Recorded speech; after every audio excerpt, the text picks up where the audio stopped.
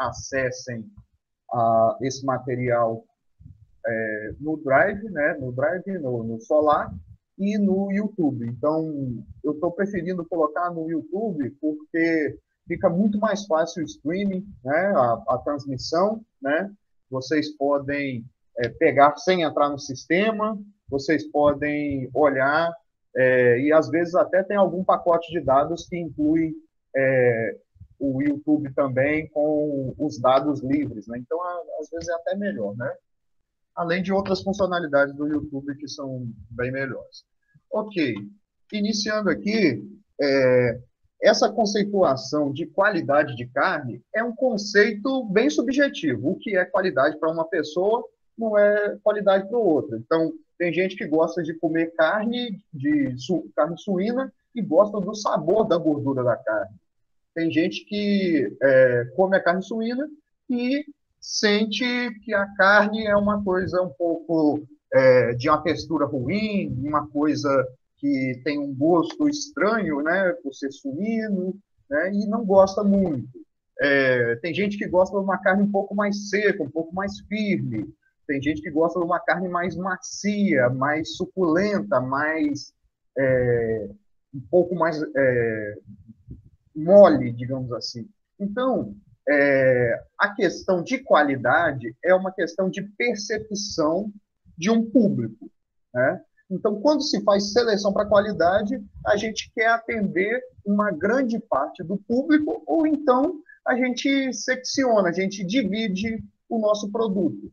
Faz um produto de um tipo, faz um produto de outro. Mas o que a gente vai mostrar aqui são as principais características relacionadas à seleção relacionada à qualidade em carne suína, né? Então, a gente tem aspectos objetivos e subjetivos. Os objetivos, eles são medidos com instrumentos, né, com técnicas laboratoriais, e os subjetivos são através de painéis experimentais. Então, por exemplo, quem tem alguma convivência com o pessoal lá da engenharia, né, de alimentos, percebe que quando eles vão fazer algum produto, né, tentar lançar algum produto com alguma outra técnica de panificação, de preparação da carne ou do laticínio, eles fazem um teste sensorial. Então, eles convidam as pessoas para experimentarem lá o produto novo, né? Então, basicamente, é assim que é feito a percepção subjetiva da qualidade de carne também, né? Então, maciez, suculência, aparência da carne, resistência e mastigação são notas que pessoas dão. Então, é uma coisa que tem uma variação mais da percepção da pessoa, né? do público que tá sendo usado para esse teste. Os outros são mais objetivos, né? Então, a gente tem aqui algumas medidas, né? Como temperatura, pH, coloração, né? Essa coloração de um jeito mais, digamos, mais categórico, né? Com somente 6 categorias, mas existem outras medições de coloração baseado em luminosidade, em outras características que podem ser medidas através de instrumentos, né? E na última figurinha aí, no quarto inferior, né? A gente tem, por exemplo, perda por gotejamento. O quanto que uma carne perde naturalmente de água se ela, sem ser pressionada, sem ser cozida, sem nada, né? Então, são alguns dos painéis aí que são utilizados para medir objetivamente, né, as características de qualidade. E essas são as principais características de qualidade de carne medidas na indústria, usados para a seleção de melhores carcaças para melhor qualidade de carne para o consumidor. A gente tem aí a relação das herdabilidades, né? A gente tem pH inicial e pH final, que são características bem importantes dentro da qualidade de carne, porque a evolução do pH vai estar relacionada com a qualidade da carne, a maciez, a suculência e a retenção de água, né? Então, tem herdabilidades aí moderadas, né? Então, pode ser até baixa, mas são do nível aí de moderado. A cor também tem essa mesma faixa de herdabilidade, né? Basicamente todas, né? Com poucas exceções para a questão da qualidade, tem herdabilidade baixa. Poucas têm herdabilidade baixa. A maioria tem herdabilidade moderada e algumas outras têm herdabilidade alta. Então, a gente tem a cor medida objetivamente por reflectância, né, por equipamento, capacidade de retenção de água feita naquele sisteminha ali do saquinho que vai gotejando e aí você mede o quanto, a porcentagem de líquido que saiu da carne naturalmente, né? Não, perdão, isso é perda por gotejamento. Capacidade de retenção de água é outro teste laboratorial, né? Eu estava pensando em um falando isso. Perda por cozimento também feita literalmente na panela, colocando, claro, com controle laboratorial, um tempo e temperatura. Maciez instrumental, com o que a gente chama de força de salhamento. Maciez sensorial, que é uma pessoa avaliar se a carne é macia ou é dura, dar uma nota para ela. Sabor também, sabor já é mais subjetivo, né? Então tem uma herdabilidade baixa, herdabilidade aí entre 1 e 16%. Como diz um ex-professor meu de forragicultura, ele põe o conceito de que não existe palatabilidade, porque a gente não sabe o que o animal sente, né? E da mesma forma a gente não sabe o que o humano sente. O ser humano, ele diz o que ele sente, né? Diferente do animal. O animal aceita ou não aceita o alimento, aceita bem ou aceita mal o alimento, né? Então, o professor de forragicultura meu professor de forragicultura usava o termo aceitabilidade ao invés de palatabilidade. E ele usava um argumento bem interessante. Não foi inventado ainda um aparelho que seria chamado de gostosímetro, para medir o quão gostoso é um alimento. Então, sabor é uma medida subjetiva, né? Então, não inventaram ainda o gostosímetro para medir o quão saboroso é um produto sem usar pessoas, né? Toda indústria de alimentos tem painéis sensoriais. Nenhum alimento é tirado do projeto, passado pela indústria, sem que não tenha uma aprovação por ser humano. E se for feito sem aprovação do ser humano, tende a fracassar, né? Porque tem interações entre os químicos do alimento que podem gerar sabores desagradáveis. Então, a gente ainda não tem nenhum método de inteligência artificial ou mecanismo que imite a percepção humana do sabor, né? Porque é multissensorial. E por ser multissensorial, algumas pessoas podem achar bom uma coisa e outros não. E isso tem também uma variação de acordo com se a pessoa, por exemplo, fuma, se a pessoa come muito sal ou come muito açúcar, né? A percepção de paladar das pessoas é diferente, por isso a herdabilidade é baixa para essa característica, né? Suculência também pode ser medida, suculência no caso é medida sensorial também, né? Por painel subjetivo, e tem uma herdabilidade de baixa a moderada, né? Entendendo uma...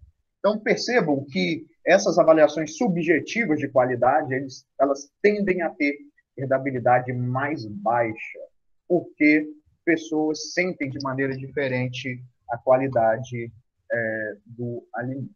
Então, a gente tem também aqui, né, a relação do pH, que o pH último, ou seja, frequentemente o pH medido na carne 24 horas depois do abate, ele afeta diretamente a maciez, sendo que um pH último mais alto resulta em maciez mais alta, com uma herdabilidade bem significativa. Então, como o pH é uma medida muito fácil de se tomar, enquanto que a maciez é uma medida mais cara, que depende de mais equipamentos, né? O pH, a gente precisa de um pHômetro que a gente toca com uma probe a carne e aí a gente tem instantaneamente a medida de pH. É bem fácil de coletar. Mas a gente vai ter que o pH pode ser usada como uma medida que diretamente, né, quer dizer, indiretamente vai melhorar a maciez. Então, ela é muito usada em índices de seleção para melhoramento de qualidade de carne, né? E, por outro lado, o pH é correlacionado negativamente com perda por cozimento e perda por gotejamento, ou seja, as carnes que no processo de transformação do músculo em carne decrescem muito seu pH e seu pH final é baixo, tendem a ter mais perda por cozimento e mais perda por gotejamento, se tornando mais secas, né? Então, selecionar para um pH último, né, um pH de 24 horas maior, né, uma evolução mais lenta, e mais sustentada, né, e ocasionando pH final maior, tende a ter uma boa resposta, né, para evitar perda de gotejamento e perda por cozimento da carne, melhorando a percepção do consumidor na qualidade de carne. Né?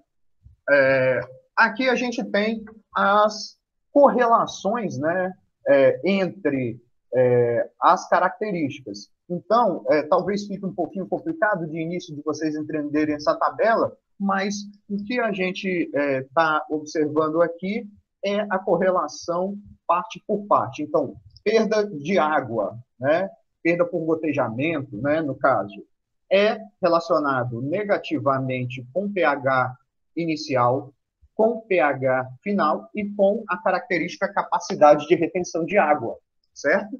Obviamente, mais perda, menor retenção, né? Então, é o que a gente estava falando no slide anterior. O pH último é um ótimo indicador, né, dessa perda por cozimento e por gotejamento e para a maciez. A cor não é um indicativo bom, por exemplo, de maciez, sendo até uma correlação negativa. Mas tem uma correlação interessante aqui com a parte de perda de água, né? Então, quando a cor é mais intensa, a gente tende a ter uma maior perda de água, um maior cozimento. Então, é uma coisa curiosa aí da parte de carne, né? E a gente vê aqui que a gordura intramuscular, que é aquela gordura de marmoreio que dá a suculência para a carne, ela tem pouca correlação, né? Uma correlação abaixo de 0,20 aqui, né? Então, em torno de 0,10 aqui, até bem pertinho de zero. Então, a gente tem baixa correlação entre a gordura intramuscular e os atributos de maciez, perda de água e perda por gotejamento, né? E então a gente tem que essa percepção de maciez, sabor e suculência estão diretamente relacionados à gordura na carcaça, né? Então, a verdade o que dá o diferencial da carne, o que dá o sabor é a gordura. Infelizmente, para quem não pode comer muita gordura, né, tem que retirar a gordura da dieta, a gente vai ter essa má notícia que o sabor, a sua percepção de sabor, ela é um tanto quanto prejudicada, né? Então, a gordura na carcaça é positivamente relacionada com maciez, sabor e suculência, e a carcaça magra, né, o que se chama de carne com pouca gordura, né, carcaças com pouca gordura, com mais músculo, elas tendem a ter menor qualidade sensorial aí para o consumidor. E isso é bem relatado e bem observado, principalmente com quem compara a carne suína de hoje com a carne suína de 30, 40 anos atrás, né? Com os genótipos caipira, né? O porco que é do interior, que tem bastante gordura, né? A maioria das pessoas que tiveram a oportunidade de experimentar uma carne do que o pessoal chama de porco branco, porco de granja, né? Suíno industrial, e de um porco de genótipo não melhorado, né? Um porco tipo banha, a maioria vai dizer que a carne do porco caipira é melhor. Por quê? Fato direto aqui, mais gordura na carne. Então, esse é um fator primordial aí para percepção de qualidade, né? E se a gente fizer aqui a relação entre a porcentagem de carne, a porcentagem de carne não vai ter, né, esses fatores que são aqui os 4 primeiros, né, pH inicial, pH último, o L, que é um atributo de cor, né, a luminosidade da carne e a capacidade de retenção de água, né, vão ter baixíssima influência, tanto a porcentagem de gordura de carne, como a porcentagem de gordura, como o ganho de peso diário, né? Ganho de peso diário aqui tem influência praticamente zero aqui nessas características, né? Enquanto que gordura intramuscular está geneticamente correlacionada o oposto da porcentagem de carne. Então, o que aconteceu também? Quando a gente diminuiu a espessura de tocinho e aumentou a porcentagem de carne nas carcaças, a gente mexeu no metabolismo de produção de gordura, né? Na lipogênese geral do organismo. E com isso a gente diminuiu a porcentagem de gordura intramuscular. Então é isso, vamos falar um termo um pouco mais comum, foi um pioramento na gordura intramuscular que dá a suculência. Então, a carne do suíno industrial é relativamente muito mais seca do que a de genótipos que tem mais gordura. E isso aqui é mostrado diretamente nessa barra azul, né?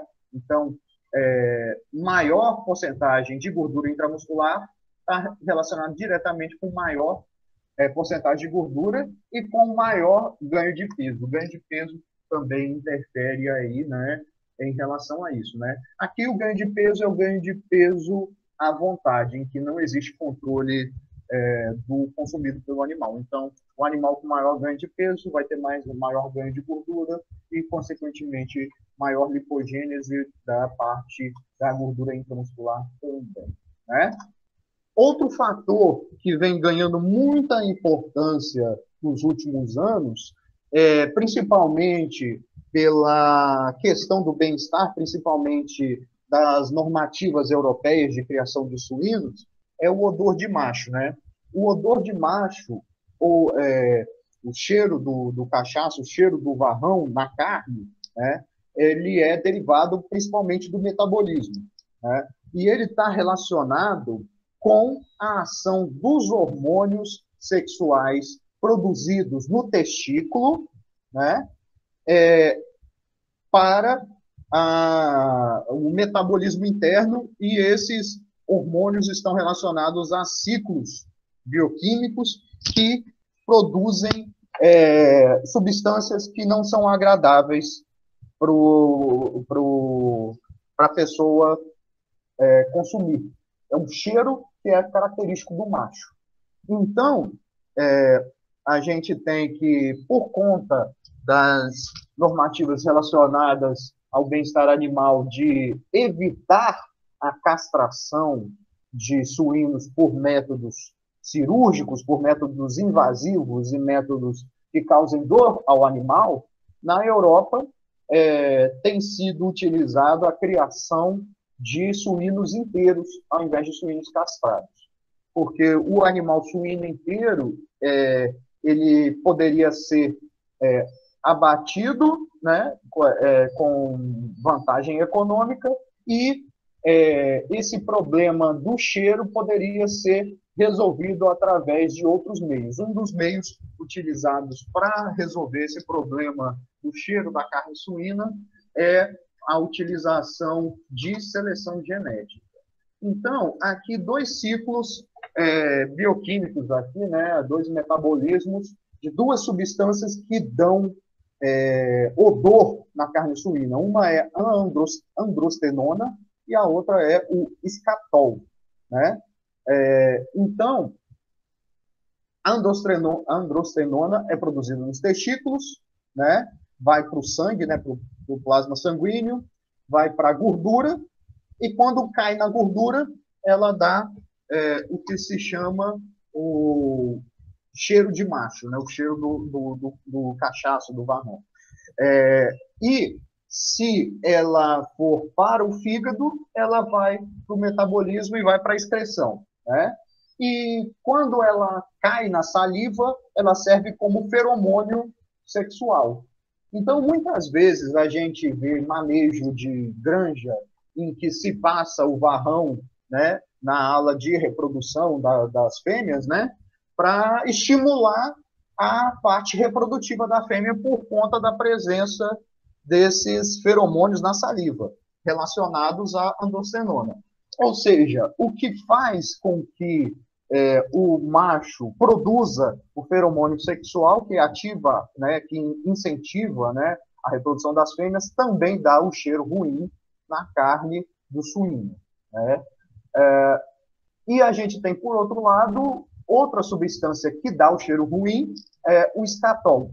O escatol é o cheiro ruim das fezes. Então, a síntese dele é no intestino. Do intestino, ele cai no sangue. Do sangue, ele pode ir para a gordura, dando o cheiro de varrão, igual acontece com a androstenona. E no fígado, ele vai ser excretado através da urina, certo? Então, um esquema aqui gráfico de como o escatol e a androstenona funcionam, né? A gente vai ter que, além desse fator fisiológico do estímulo através do testículo, a gente vai ter também que o escatol ele tem o estímulo através da alimentação, principalmente na presença do aminoácido triptofano, que está intimamente ligado à produção dessa substância malcheirosa, né? E o curioso é que, fato aleatório aqui, que o escatol é usado em perfumes. O cheiro dele é ruim, mas se ele é usado em pouquíssimas quantidades, ele tem um cheiro agradável, né? São as coisas do cérebro humano, né? Um método alternativo à questão de castração cirúrgica, né, castração de extirpação dos testículos, seria a vacinação, né, a chamada vacina imunológica, né, castração imunológica. Esse procedimento ele faria com que os testículos se atrofiassem e houvesse um menor metabolismo dessas substâncias, né, escatol e androstenona. Então, havendo menos escatol e androstenona no sangue, a maioria deles seria excretado por via, passaria pelo fígado, seria degradado, iria para a urina e ia embora. E não se acumularia na gordura do animal, não dando esse cheiro. Problema. Primeiro era um problema econômico dessa castração imunológica ser cara. Depois, um problema de baixa aceitação dessa técnica. Muita gente criticava, principalmente os aplicadores, que existe uma possibilidade de que a pessoa, com a movimentação do suíno, né, com a movimentação do porco, a pessoa errasse a vacinação e vacinasse a si mesmo. Então, essa pessoa, sendo um homem, né, com testículo, ele seria castrado. Então, a pessoa que aplicaria poderia ter o efeito de castração no ser humano.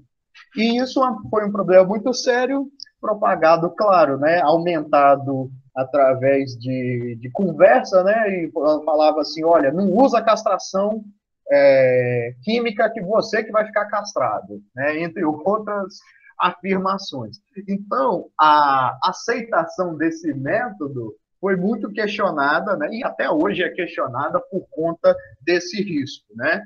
Então, foram feitos estudos que o risco de a pessoa ter um acidente de trabalho e realmente ficar castrada era praticamente zero, muito perto do zero, mas mesmo assim não convenceu uma pessoa que não queria ser o azarado, que é aquele 1 entre 1000 que ficou castrado, né? Principalmente entre os homens, né? As mulheres não teria esse efeito, né? Ok, então pensando em seleção genética, olha interessante, a dosagem de androstenona no sangue tem herdabilidade de cerca de 70%. Isso é muito alto, é uma herdabilidade altíssima. O que quer dizer que, se quisermos diminuir a androstenona por meio de seleção, podemos, né? A mesma coisa com o escatol, mais de 50% de herdabilidade, né?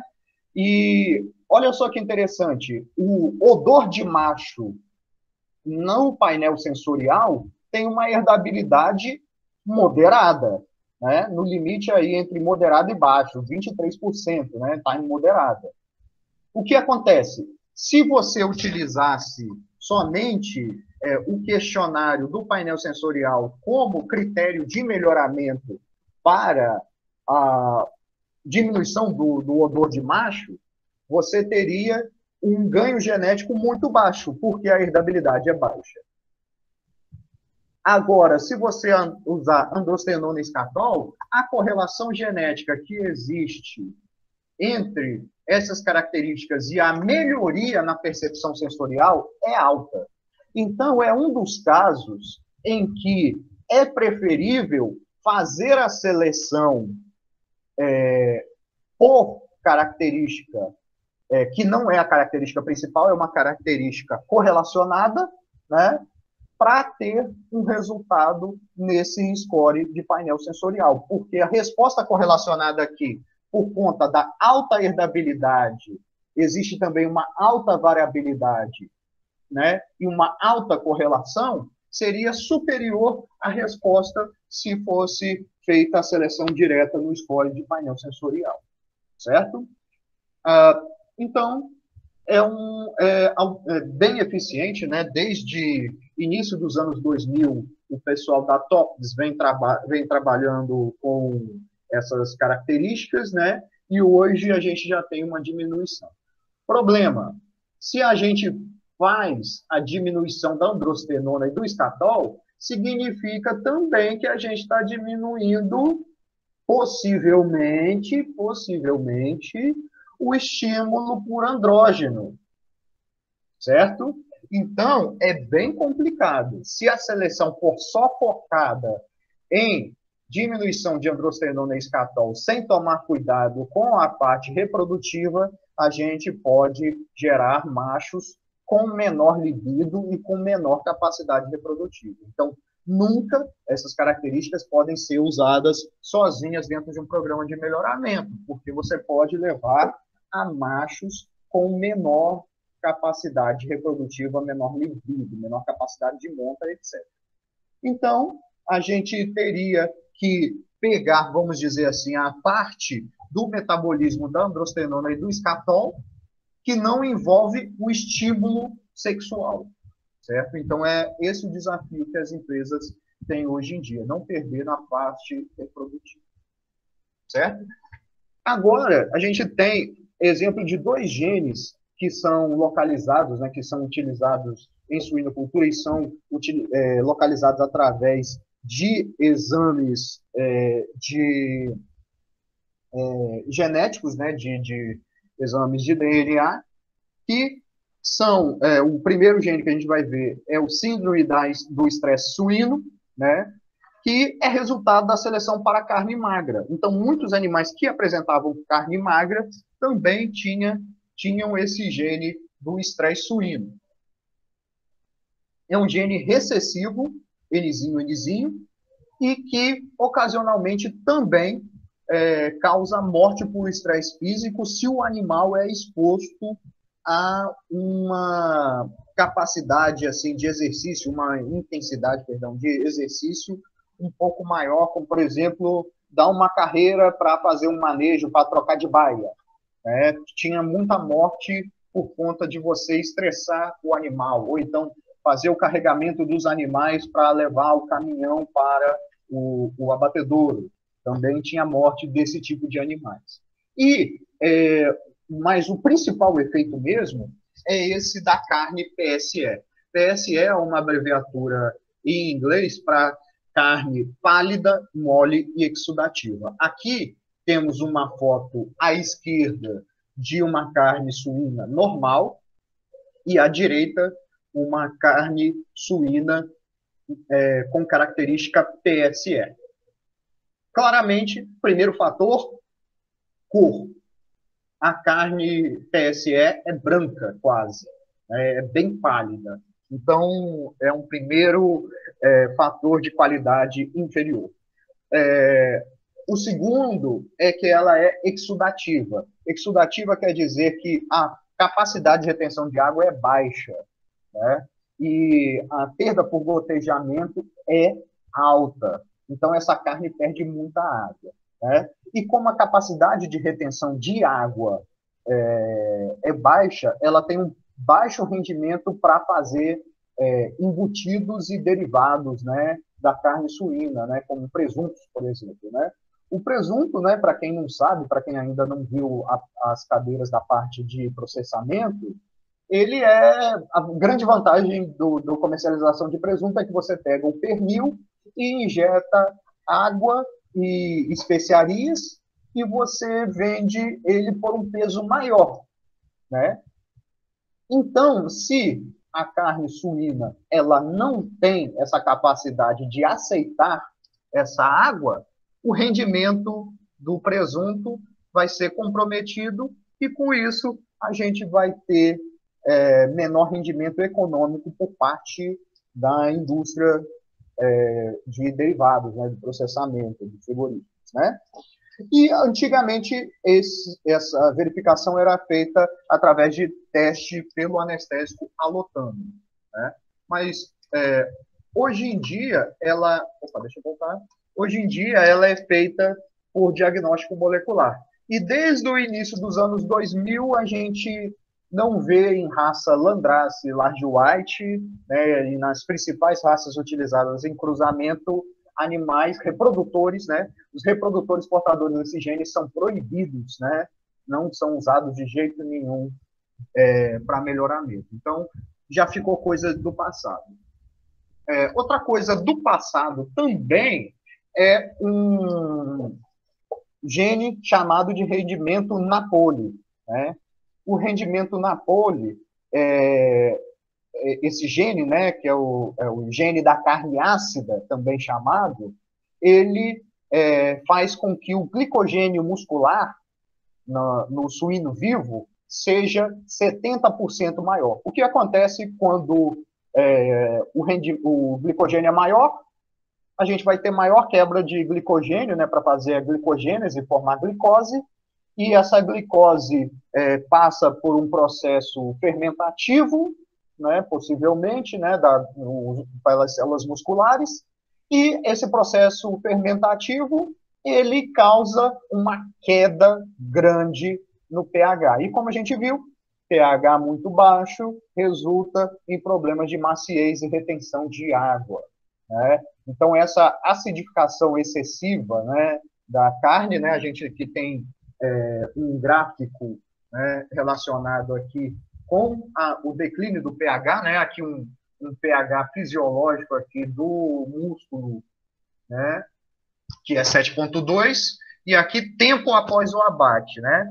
O declínio normal aqui vai ser a carne de qualidade normal, a PSE vai ter uma característica de uma queda acentuada, mas porém com o pH último igual da carne normal, e o da carne ácida, né, vai ser um pH muito mais baixo, que vai estar relacionado com a questão de baixa qualidade. Então, quando se trata de rendimento de embutidos, perda de 56% na indústria.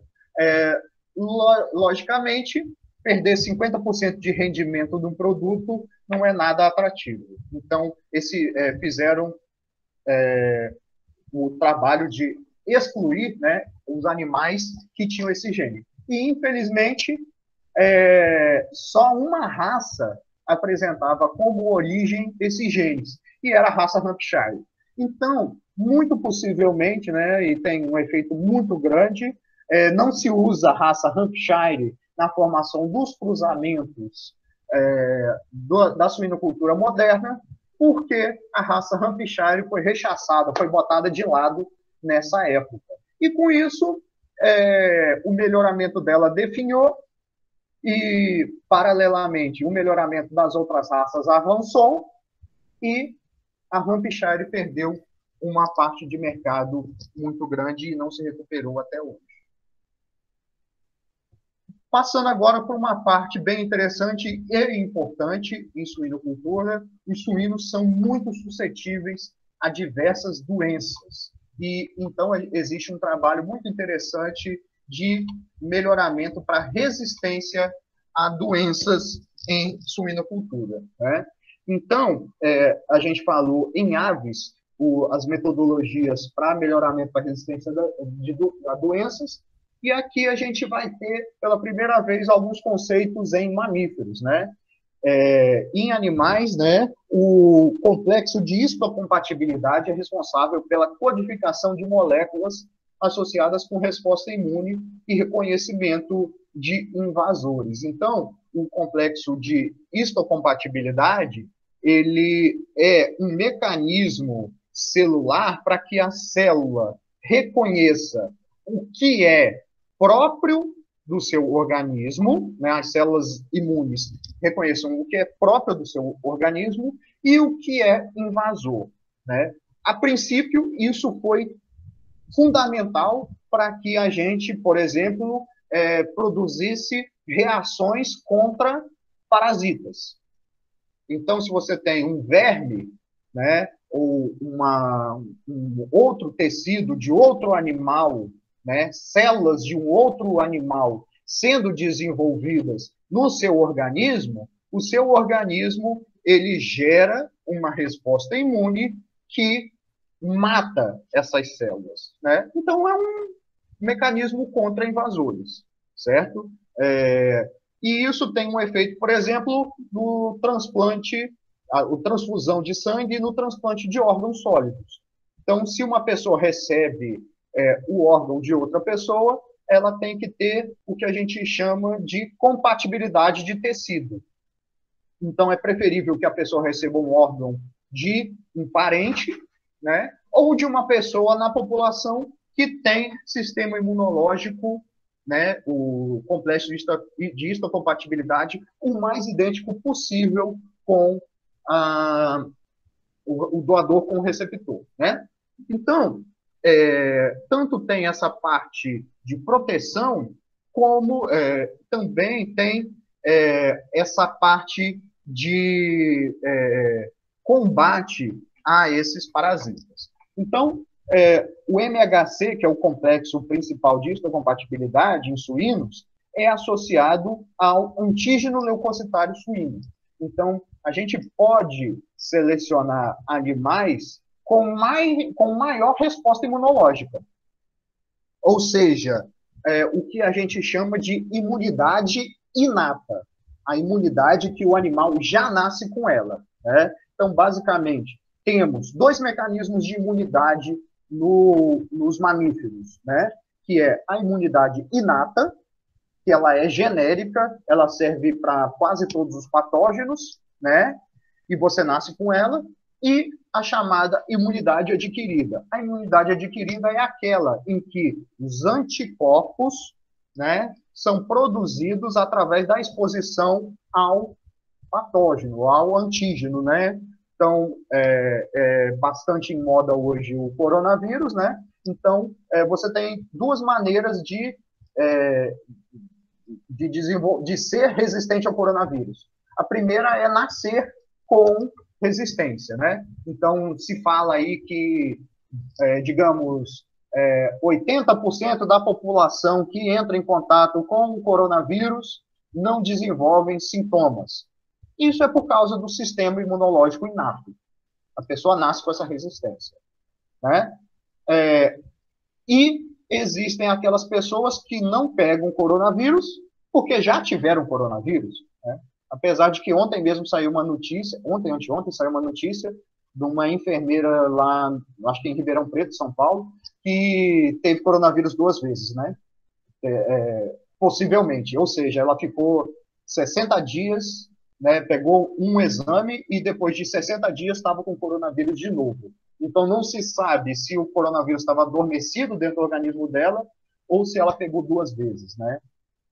E outra maneira de adquirir imunidade é vacina. Expor, né? Então tem duas exposições, a exposição por meio de doença e a exposição por meio de vacinação, né? E o mesmo vale para suinocultura, né? Quais são os fatores que influenciam o aparecimento de doenças na suinocultura? Primeiro, importantíssimo, vacinação.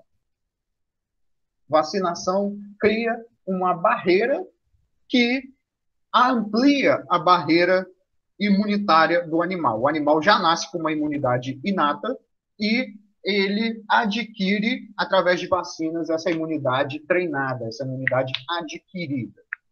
Medicina preventiva, né? A gente tem, por meio de ações de tratamentos profiláticos, né, preventivos, com medicamentos, por exemplo, ou o que é muito controverso, né, e o pessoal do CRMV quer proibir a gente de utilizar, né, são os coadjuvantes em dietas, ou seja, dar dietas que promovam, que deem substâncias que promovam a imunidade e melhorem a resposta imune dos animais, né? Então, o CRMV quer colocar essa formulação de rações com coadjuvantes.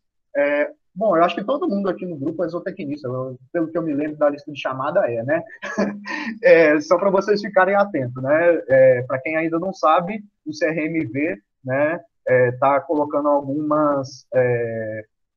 indicando algumas áreas que são privativas dos veterinários. Então, não só nessa parte de suinocultura, avicultura e tudo mais, mas eles falam, por exemplo, em rações de cães e gatos. Eles querem colocar rações de cães e gatos praticamente só para médicos veterinários. Então, um pouquinho de atualidade aí. Mas essa parte preventiva, em termos de coadjuvantes para rações, ainda é possível dentro da área de zootecnia. Vamos ver até quando, vamos voltar para que não caia aqui, que a gente possa manter essa parte também para o zootecnista, né? O veterinário não é proibido de fazer ração, né? Barreiras físicas, né, que é a parte de biossegurança, evitando que pessoas estranhas à suinocultura entrem e passem doenças de uma suinocultura para outra. Então, por exemplo, um técnico que vai fazer algum atendimento, alguma instalação, ou então a parte mesmo de um veterinário, um zootecnista, que trabalham como técnicos dentro de várias granjas, eles têm que passar um intervalo de tempo para que não se transmita vírus, bactérias de granja para granja, certo? Bom, profissionais sérios e granjas sérias fazem isso, certo? Além do isolamento físico por meio de árvores, né, e outras barreiras físicas para evitar a transmissão de patógenos pelo ar, né? Imunidade passiva materna, então a mãe vacinada também transmite essa imunidade inata, né, congênita, digamos, e antibióticos promotores de crescimento na ração, além de antibióticos usados para tratamento de doenças. E o outro termo aqui, que é bem comum em suínos e também em produção de camarão, né, que é a produção de animais SPF. SPF é uma abreviatura em inglês que significa livre de alguns patógenos. Então, faz-se basicamente um parto asséptico, né? Faz uma cesariana na porca, retira os leitões antes que entrem em contato com o sangue da porca ou alguma coisa externa ao meio ambiente, né? Usa-se substâncias esterilizantes e leva-se esses animais para uma instalação de altíssima biossegurança. Então, garante-se que aquele rebanho, aquele plantel, está livre, por exemplo, de uma doença viral, uma doença bacteriana. Né? E existe um selo, uma verificação para isso, e as pessoas que querem montar uma suinocultura do zero, né, ou refazer do zero uma suinocultura, podem adquirir esses animais para que evite a transmissão vertical, a transmissão mãe-filho. Né? É um método bem usado nas granjas mais tecnificadas. O que acontece usando todos esses métodos de prevenção de doenças? Tem quase nada de seleção natural contra doenças em suínos. Basicamente, os suínos, ao longo da história, né, de suinocultura industrial, eles não foram... A seleção natural não aconteceu matando reprodutores, por exemplo. Os animais que apresentavam a doença eram tratados e continuavam, mesmo eles sendo suscetíveis à doença. Né? Então, isso acontece, já que a gente tem baixa seleção natural, na verdade, os animais que têm uma genética de suscetibilidade passaram seus genes para frente e formaram rebanhos que são deficientes em genes de imunidade. Né? Doenças mais comuns em suinocultura: diarreia, principalmente em leitões, que pode ter um impacto econômico grande relacionado à mortalidade e vou dizer, perda de peso. Acontece perda de peso, né? Mas uma deficiência no ganho de peso dos suínos na fase de amamentação e na fase de creche, principalmente. Né? Então, para a prevenção da diarreia, a gente tem que um dos grandes agentes patogênicos aí é a Escherichia coli, né? Ou E. coli, como é normalmente descrita. Né? E nós temos diferenças genéticas entre os animais quanto à colonização da E. coli no intestino do suíno. Quer dizer que tem animais que têm um receptor, ou a ausência desse receptor, né, que fazem com que essa bactéria se propague com maior velocidade. Então, se a bactéria se propaga com maior velocidade, os efeitos no animal, no indivíduo, serão mais graves, e o animal tendo diarreia, essa propagação para os outros leitões que compartilham a leitegada com ele vão ser maiores também. E seria uma seleção até simples, né? Que o gene é recessivo. Então, seria uma seleção interessante de se fazer para, vamos dizer, resistência, né? Ou melhor dizendo, resistência eu acho que é meio que difícil da gente dizer, que o animal vai estar blindado contra a diarreia. É impossível. A gente diz mais uma resiliência, né? Que ele passe por diarreia mais tranquilas, digamos assim, se é que existe diarreia tranquila. Circovírus suíno tipo 2, PCV2, né? Que é uma doença viral que causa lesões no sistema linfático, impacta o crescimento e tem mortalidade elevada. Já foi verificado que suínos da raça Hampshire e Pietran são mais resistentes e a Landrace mais suscetível. Porém, quando se foi analisar os genes que tratam disso e cruzamentos e seleção usando essas características, ainda não se conseguiu replicar, por exemplo, a resistência que o Hampshire e Pietran têm, né, na Landrace.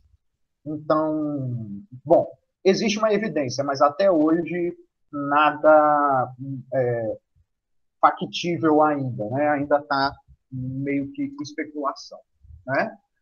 Uma doença que é a PRRS, mais conhecida como PRRS, que é a síndrome reprodutiva e respiratória dos suínos, doença essa que não está instalada no Brasil, mas no hemisfério norte, nos Estados Unidos, América do Norte e Europa, já causa muitos problemas, né?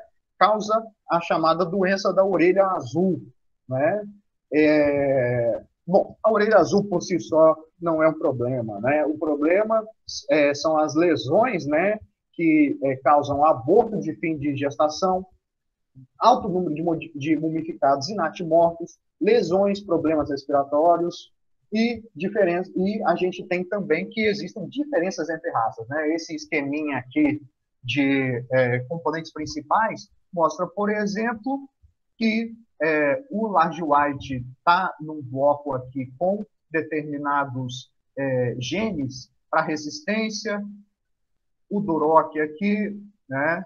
O Landrace aqui, o Pietran aqui no meio. Então, a gente teria diferenças entre a resistência, né, genes de resistência em cada uma das raças que poderiam ser candidatos à seleção, né?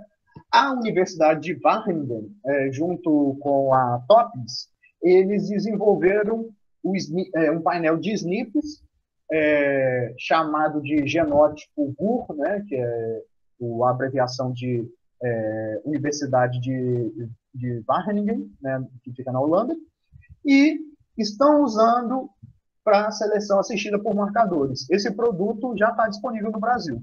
Então, suínos da TOPEX, que vem de núcleos holandeses, né, já repassaram a sua genética e esse painel ele permite que os animais sejam mais resilientes, ou seja, mesmo que tenham a PRRS, eles continuem a ganhar peso. Detalhe importante, a PRRS não é zoonótica, ou seja, não tem perigo nenhum para o ser humano, né? Diferente da diarreia por E. coli, que dá diarreia em humanos também. A diarreia suína por E. coli pode causar problemas em humanos.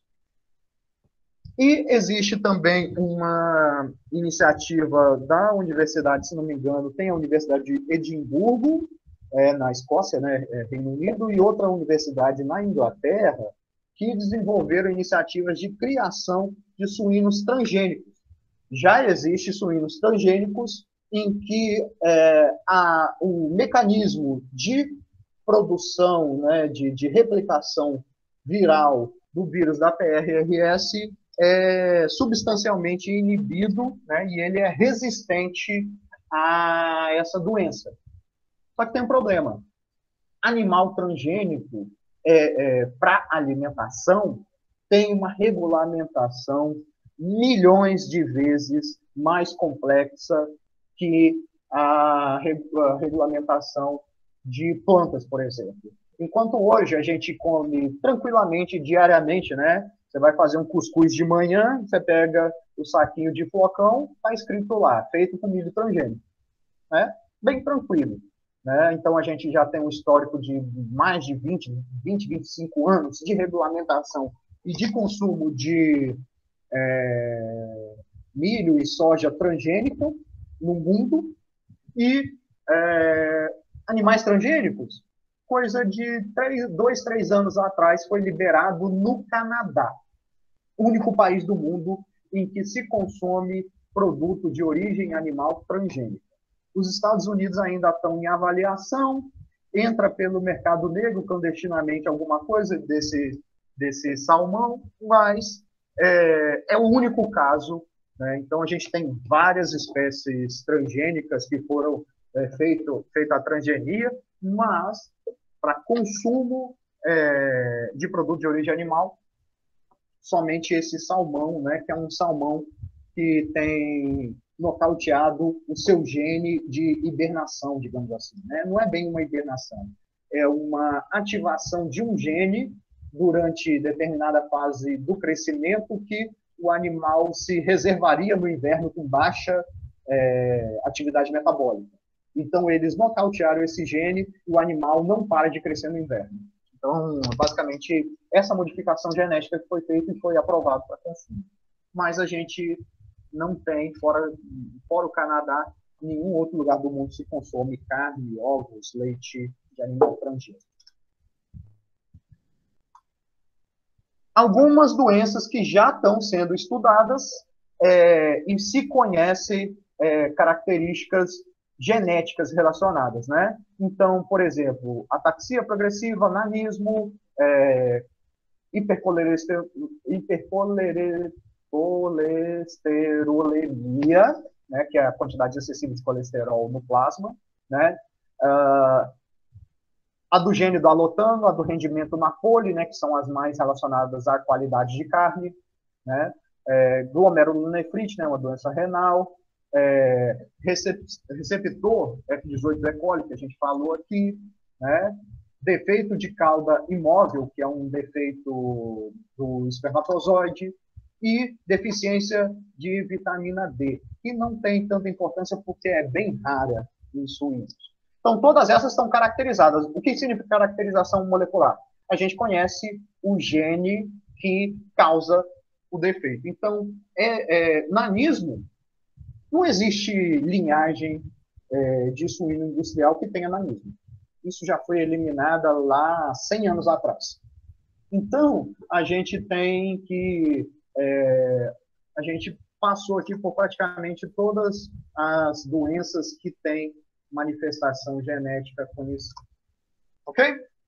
Características de solidez em produção de suínos. E o que é a solidez, né? Esse termo solidez, né?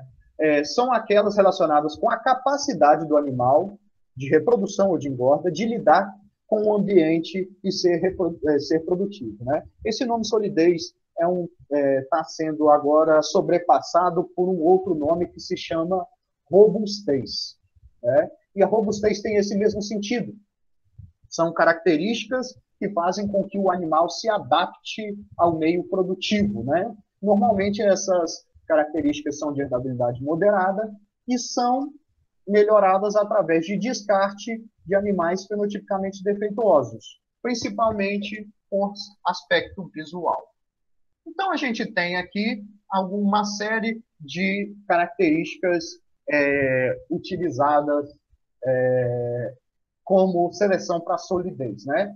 Então, a gente tem primeiro o splay leg. O que significa splay leg? Perna aberta, né? Mas não perna aberta como um comportamento do suíno de ele sentar e abrir as pernas, mas perna aberta como uma forma crônica, em que o animal ele não consegue outra posição para descanso ou para movimentação que não seja com essas pernas abertas. Ou seja, é um caso patológico mesmo, é uma deficiência nas pernas, né? Tem aqui nessas duas colunas primeiras a gente tem a ocorrência na raça Large White, nos machos da Large White e nos machos da Landrace. E a porcentagem de descarte dado que o animal tem esse problema. Então, se o animal tem splay leg, 50% dos animais que têm splay leg são descartados. Eles não conseguem se adaptar, se alimentar sozinho, se movimentar, fazer qualquer coisa do qual depende da sua vida. Né? Hérnia inguinal e escrotal, né? Tem uma perda baixa, né? Atresia anal, né? Que seria a relação aqui do ânus está atrofiado, né? Devido às diferenças anatômicas, ela resulta em 100% de eliminação dos machos e 50% de eliminação das fêmeas. Né? Temos outros, né? Pitríase rósea, hérnia umbilical, né? Tremores, pernas dobradas, membros atrofiados, problemas de mandíbula, né, na mastigação afeta, cifose, né, que seria essa curva aqui na espinha dorsal, né, que acontece em baixa frequência, tem baixa questão de eliminação, porque pode ser um defeito muito leve e que o animal não tenha problema, né? E aí, 3 que eliminam 100% dos animais. Craniosquise, hidrocefalia e defeito nos olhos. Então, a gente tem uma diferença também entre raças, né? Enquanto que na Large White a gente tem 1% de animais que nascem com problemas, na Landrace a gente tem quase 3% dos animais com estes problemas. Então, a Landrace é um pouco mais problemática em relação a essas características. Certo? Professor? Diga, Marcelo. Por que a atresia anal resulta em 50% de descarte das fêmeas, no caso da Landrace? Não. Não é, aqui não é Landrace Large White, não. Aqui é macho e fêmea. Ah, sim. Mas por que não é 100% dos dois? Tanto dos machos quanto das fêmeas? Porque na fêmea ainda tem um aproveitamento, tem uma questão de que da viabilidade reprodutiva da fêmea. Né? Tô entendendo. Mas no macho, ele é mais, vamos dizer, mais agressivo, né? E mais impactante, tem que eliminar 100% dos machos. Tá certo, professor. É só isso mesmo. Ok. Seleção pelo aspecto exterior para melhorar a solidez. As porcas têm que ter mínimo de 7 pares de tetas funcionais, não possuir tetas cegas ou invertidas, a gente vai mostrar no slide seguinte o que é teta cega, o que é teta invertida.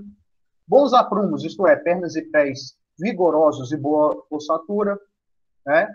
Para a linha fêmea, as características maternas. O corpo tem que ser profundo e comprido, para ter mais leitegadas grandes, né? O João mesmo estava falando isso na semana passada, se não me engano, né? Que a nova fêmea da Topex tem uma costela a mais para dar essa maior profundidade, né? Claro, essa costela não foi implantada. Foram localizados animais que tinham costela a mais, eles foram cruzados e deram filhos com uma costela a mais. Não vá pensando que a costela a mais foi uma engenharia genética ou, pior, tem gente que acredita que essa costela a mais é inserida cirurgicamente lá e reproduz, né? Claro que isso não é herdável. Por favor, né? Vocês já estão no melhoramento 2. Não vá propagar esses mitos aí da questão da produção animal, não. E observação de presença de defeitos congênitos. Também esses defeitos congênitos que a gente apresentou no slide anterior são motivos de eliminação. Então, aqui nós temos a ilustração de uma teta cega. O que é uma teta cega? É aquela em que não se extrai leite.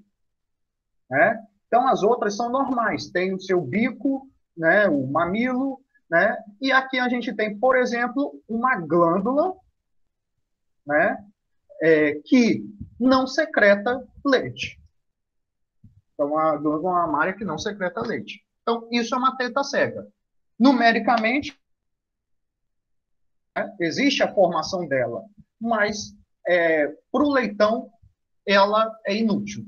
Ela não vai dar a alimentação para o leitão. E aqui a gente tem algumas classificações. Né? Aqui é a teta cega, a número 5. Né? A número 4 é a invertida não funcional. Né? Apesar de ter uma aparência próxima à teta funcional, né? Que seria o 1, 2 e 3, ela teria um problema de secreção, certo? E disposição das tetas, né? Essa ilustração aqui que mostra o bom e o ruim, né? Está relacionada com o toque do teto, né, da teta aqui, no solo, né? A gente acha que mastite é coisa só de vaca, mas todo mamífero tem mastite, né? Inclusive as mulheres. Então, a porca tem mastite, então se ela entra muito em contato com o solo, né? Tipicamente, o leitão vai estar lá defecando, urinando, né? Passando lá toda hora, e vai entrar bactérias, fungos, né? Que vão desenvolver mastite. E a mastite, claro, causa dor, causa estresse, causa diminuição da produção.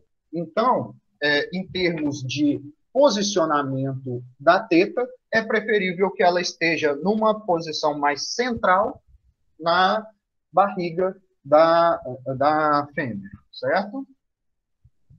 E, hoje em dia, com esse estouro que teve no número de leitões nascidos, o número de tetas é um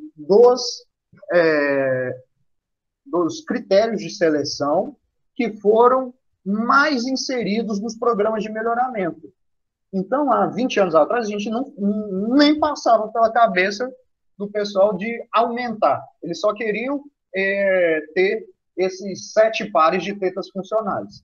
E 7 vezes 2, 14, né? 14 tetas. As leitegadas tinham 10, 12 leitões. Estava tranquilamente. Agora a gente está falando a partir de 8 pares, certo? Então, como que acontece isso geneticamente? Todo mamífero tem uma linha, né, que se chama essa linha mamária, né, que ela vem aqui e se desenvolve desde a axila, proximal à axila, até próximo à virilha, certo? Incluindo seres humanos, né? Então, em humanos, a gente tem pessoas com mamilos supranumerários, não precisa ser mulher, homem também pode ter mamilos supranumerários, né? E o que acontece no desenvolvimento do ser humano? Todas as possíveis locais de formação da glândula mamária, eles são silenciados, são bloqueados o desenvolvimento e só desenvolve na região torácica. O que acontece com a vaca, com a cabra, né? Com a égua, todos os outros são cancelados e os próximos à região inguinal são ativados. Então, a gente tem, particularmente nos suínos, que existe bastante variabilidade nesses que são cancelados e nesses que funcionam. Então, a gente pode selecionar, como a gente pode observar, por exemplo, em porco de raça nativa, naturalizada, eles têm menos pares de tetas, 5, 6 pares de tetas. E a gente vê tranquilamente, hoje, suínas, né, porcas de cruzamento Landrace e Large White aí com 8 pares de tetas, que antigamente era 7, 6 pares, né? Então, existe uma tendência do melhoramento também, porque uma teta a mais é uma glândula mamária a mais que vai potencialmente alimentar um animal a mais, né? Claro que a gente está falando também que a porca tem que ter o metabolismo, né? Tem que ser uma máquina para produzir tanto leite, né? Então, existem porcas aí que experimentos baseados no ganho de peso, né? Tem porcas que produzem 15, 20 litros de leite, 20 quilos de leite por dia, né? Melhor do que muita vaca leiteira no Brasil, né? Aqui os aprumos, né? A conformação boa e a conformação ruim, né? A angulação boa está relacionada a um ângulo mais convexo, né? Da questão aqui dos ligamentos da perna, e uma angulação pobre seria pernas mais retas, que limitam o movimento ou tornam o movimento ineficiente ou doloroso. Então, é melhor animais de melhores condições de pernas, né? Então, vamos dizer aqui que esse aqui é a angulação desejada. Beleza? No macho, mínimo de 7 pares de tetas funcionais. Ah, para que vai colocar tetas funcionais no macho? Se for macho de linha fêmea, é fundamental, porque ele vai gerar a fêmea da geração seguinte. Então, ele tem que ter as tetas funcionais dentro de um programa de melhoramento. Vão usar prumos, né? Pernas e pés vigorosos e boa ossatura, e não possuir defeitos como criptorquidismo, né? Que é o animal que não apresenta os testículos no saco, né? no escroto. Hermafroditismo, obviamente, genitália ambígua e tudo mais, né? Desenvolvimento normal dos órgãos sexuais. E hérnias, né? E de acordo também, de novo, com a história lá né, tá me tirando a paciência esse negócio do Conselho Regional, do Conselho Federal de Medicina Veterinária, de acordo com a disposição deles, a gente não vai poder nem verificar se o animal tem esses defeitos, porque de acordo com eles isso é uma avaliação clínica. Então, nem melhoramento a gente vai poder fazer mais, de acordo com eles. Tem que ter um veterinário dentro do programa de melhoramento só para dizer se o animal... Se eu disser que eu fiz, eu só falar que não fez, né? Falo assim, não eliminei não, foi coincidência, né? Aí a gente tem, né, as hérnias, né, e os efeitos das hérnias visualmente aqui nos animais. Por último, dimensionamento de programas de melhoramento, né? Pequenas populações em programas de melhoramento devem ser evitadas. Por quê? Populações pequenas, menor variabilidade genética. Maior interferência de mudança na frequência gênica, né? Ou seja, você retirar um animal, você promove mudança substancial na genética do rebanho, aumento rápido na taxa de consanguinidade, na endogamia. Tendo poucos animais, o acasalamento entre parentes é inevitável. Necessidade frequente de introdução de material genético, ou seja, o que o pessoal chama popularmente de choque de sangue. Inserir material genético novo porque a população está se tornando muito endogâmica ou muito homogênea, né, com baixa expectativa de ganho genético. Porém, grande também não é um desejo aí da população. Por quê? Alto custo de estabelecimento e manutenção, mais animais para alimentar, instalações maiores, mais funcionários, então o custo é muito maior. Maior número de pessoas envolvidas e maior volume de dados a serem coletados, que aumenta a possibilidade de erros.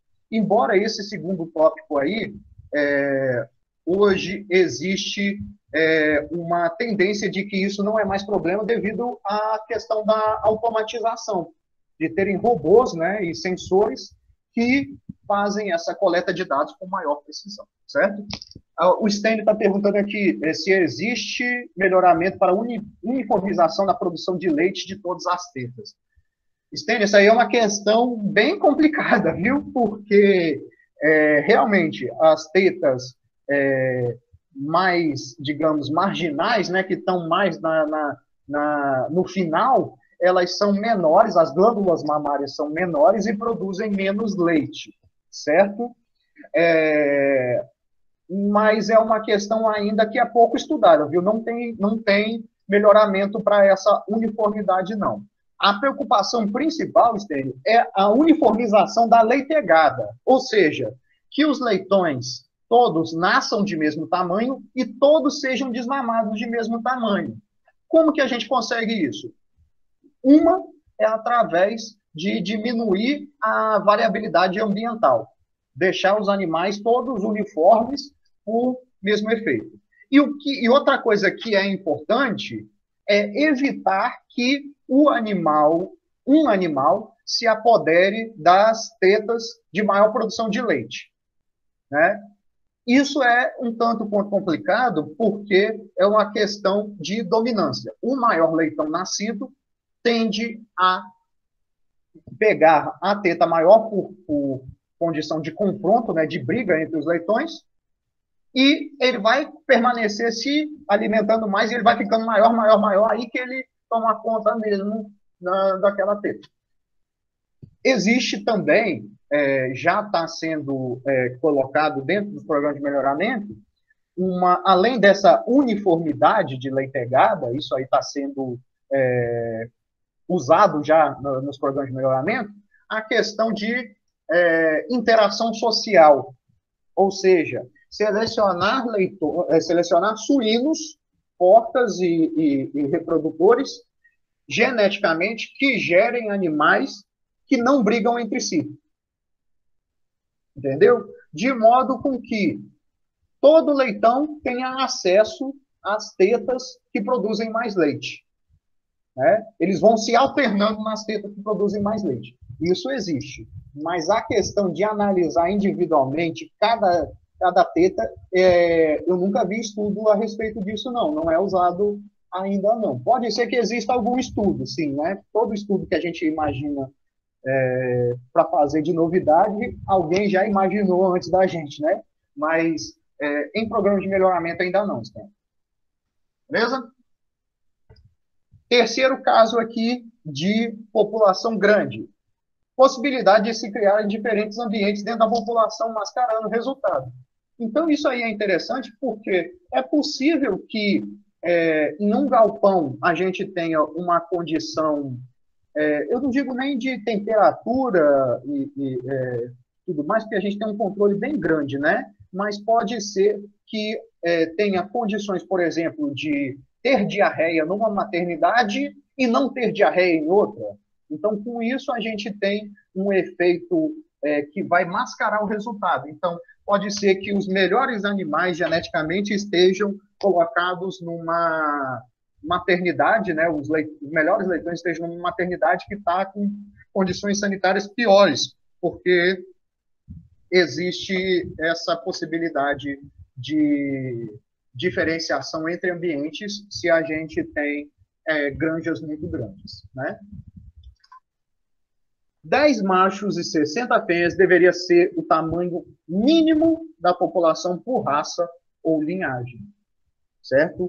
Ou seja, esse é um número, claro que esse número não foi tirado do nada, isso aí tem estudos relacionados ao incremento da endogamia e ao ganho genético, né, e à conservação de recursos genéticos, que dizem que, menos do que isso, a população estaria fadada à extinção em poucas gerações por conta de endogamia e perda de variabilidade genética. Então, 10 machos e 60 fêmeas é o mínimo para ter um programa de melhoramento. Certo? Testes de reprodutores e matrizes, né? Esses testes são base de qualquer programa de melhoramento.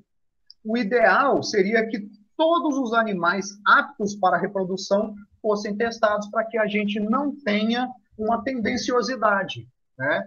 Vocês lembram que, quando a gente falou sobre a história dos programas de melhoramento em suínos, a gente tem o fato de que, quando as estações de teste de reprodutores suínos foram criadas lá nos anos 70 no Brasil, o grande problema dela, além da questão sanitária, é que só o melhor reprodutor de cada propriedade podia participar, ou uns 2, 3 de cada propriedade, ou seja, não eram testados todos os animais que têm potencial. Então, se fazia uma pré-seleção de quem entraria no teste. O ideal é que isso não ocorra, que o teste ele seja feito em todos os animais. Né? E isso, claro, é inviabilizado pelos altos custos, principalmente de mão de obra, né, e de coleta de dados. Hoje em dia, né, eu tenho até que refazer essas aulas, né, porque hoje em dia, com sensores, né, e com máquinas que medem várias características sem ter a presença da pessoa, a gente teria o custo da máquina, né, o custo dos sensores e dos aparelhos. Né? Então, testa-se um número suficiente para garantir a adequada reposição do plantel, para que haja uma certa intensidade de seleção que não seja, vamos dizer, a gente vai colocar para reproduzir o macho que tem. A gente tem que evitar essa situação de não ter opção. Vamos colocar o que tem para reproduzir. A gente tem que evitar isso. E isso poderia ser viabilizado pela estação de teste de reprodutores suínos, que a gente já demonstrou que não serve, e pelo teste de granja. O teste de granja é o melhor, porque além do aspecto sanitário, vai ter a possibilidade de todos os animais já estão alojados na instalação definitiva em que eles serão testados, né? E facilita o manejo dessa testagem. Objetivos: a avaliação do desempenho dos machos de raça pura quanto à característica de ganho de peso diário, né? E conversão alimentar dos 30 aos 100 quilos de peso vivo e espessura de toucinho também para esse objetivo de 100 quilos de peso vivo para comercialização. Ao final do teste, macho retornava à granja, eram comercializados e enviados para centrais de inseminação. Então, já falamos aqui, né, a pequena capacidade de teste e problemas sanitários. Teste de granja é utilizado para seleção dentro de plantéis, hoje em dia é um meio moderno, né, visando basicamente a identificação dos animais superiores para a reposição dos plantéis, e assim obter evolução genética entre gerações, né?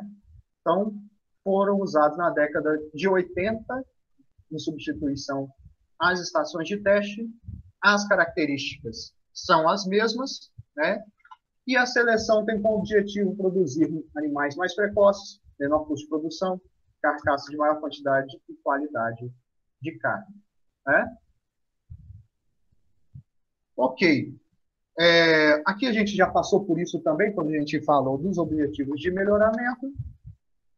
E qual é a taxa ideal de reposição e de utilização dos machos e fêmeas a cada ano? No rebanho núcleo, a reposição de macho é entre 100% e 200%. Ou seja, todo o rebanho, todo o plantel de machos do rebanho núcleo é trocado uma ou duas vezes por ano, né? Ou então 2 vezes a cada ano e meio, né, para dar um número de 150%. Então, é uma intensidade, eles são usados praticamente só 6 meses do ano, né? Então, quer dizer que as oportunidades de fêmeas que são utilizadas por eles são limitadas no tempo. Isso para quê? Para que a gente tenha uma nova geração que é geneticamente superior e ele seja substituído dentro desse contexto. Nas fêmeas, as taxas de reposição são entre 70% e 100% do plantel no ano. E o número de partos por fêmea, né, dependendo de quantas são repostas, né, vai de 2 a 3 fêmeas, 3 partos por fêmea no rebanho, né? Então, para o rebanho multiplicador, a reposição é um pouco mais relaxada, porque além de você ter que ter o progresso genético, você tem que ter também um aproveitamento da fêmea por mais partos, né? Ou seja, as fêmeas, né, os machos, são mais explorados também, eles ficam mais tempo e as fêmeas ficam mais tempo, porque a gente tem um custo relacionado a essa manutenção desses animais, certo? Você adquire o animal por um preço.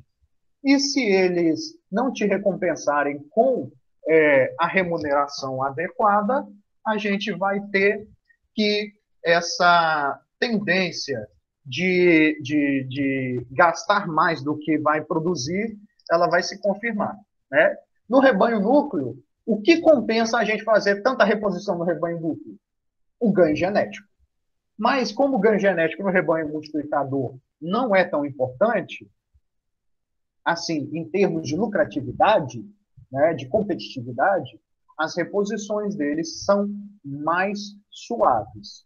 E para o rebanho comercial, né, que vai produzir leitões para engorda, eles têm números bem mais relaxados, né? Isso aí geralmente associado com a situação econômica de cada granja, né? Então, no contexto aí, quem estudou suinocultura vai dar um número mais atual e mais preciso aí de números, quantos partos né, uma fêmea permanece aí. Quem trabalha com suinocultura aí? O Marcelo? Quem mais aí?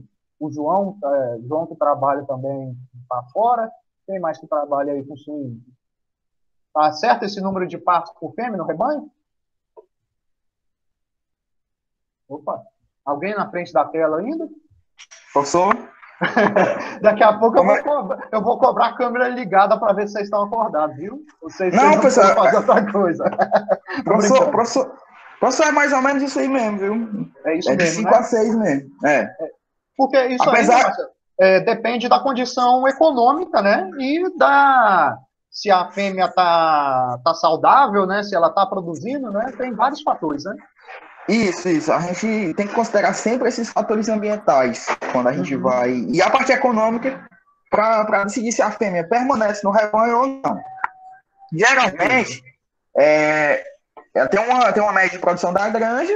Uhum. Quem tem uma suinocultura um pouco mais tecnificada, né? Tem esse controle de Uhum. o quanto que ele está desmamando, qual é o peso dessa leitegada, para realmente ter essa condição de escolher se essa fêmea permanece ou vai para descarte.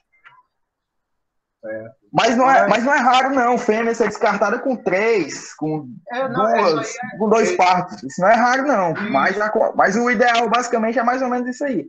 De isso, mas assim, 5 partos. esse número é uma média, né? Assim como que tem fêmea que vai fazer 7, 8 partos, né? Se ela estiver bem, né? Então, a que é descartado cedo é compensada por aquelas que ficam um pouquinho mais, né? Então, para aquisição de reprodutores, né? Idoneidade da granja. A granja é de confiança, né? Adquirir preferencialmente reprodutores testados. Se existe um teste de granja, ou existe, ou se é, por exemplo, de uma empresa de melhoramento que tem qualidade reconhecida, né? Verificar controle zootécnico da granja. Será que a granja ela realiza um processo de melhoramento? Se ela tem uma tendência de utilizar essas verificações de número de leitegada e tudo mais, né? Observar a sanidade dos animais, né? Esquema sanitário, vacinação, sorológico, né? A questão da idoneidade sanitária, né? Do status sanitário do rebanho, né? Verificar se os machos foram submetidos a andrológico, né? O exame andrológico também importante para categorizar aí se há uma maior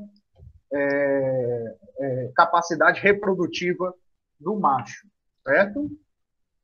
E é isso aí, pessoal. A gente já vai terminar aqui.